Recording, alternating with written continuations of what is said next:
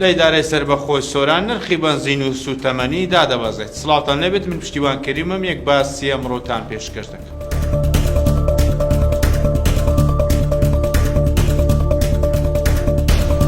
سەرۆکی ئەنجومەنی بەنزیخانەکانی ئیدارەی سەربەخۆی سۆران بە یەک باسی ڕاگەاند نرخی سوتەمەنی لە ئیدارەی سۆران و شارەکانی دیکە بەرەو دابەزینە.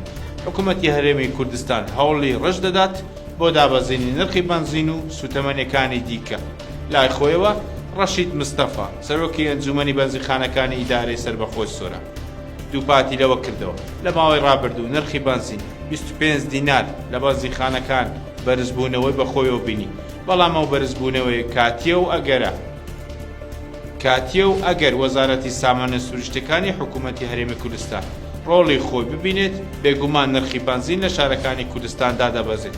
ئاشکراشی کرد لە ئێستادا بەنزینی وڵاتان هاوردەی کوردستان ناکرێت و زیاتر پشت بە بەرهەمینی و خۆی دەبەسترێت. لە بازاڕەکانی کوردستان بەتایبەت لە ئیدارەی سەربەخۆی سۆران نرخی بەنزین لە 750 دینار دەست پێ دەکات، بەرزترین نرخی بەنزینیش سوپەڕە کە هەر لترێکی 1250 دینارە. ئەوەشی خستە ڕوو کار لەسەوە دەکرێت ئەگەر ڕوسوماتەکان کەمتر بکرێنەوە، نرخی بەنزین بە شێوەیەکی بەرچاو ڕۆ لە دابەزین دەکات. بە یارمەتی هاوکارانم یەک باسی ئەمڕۆمان پێشکەشکردن. هەر شاد.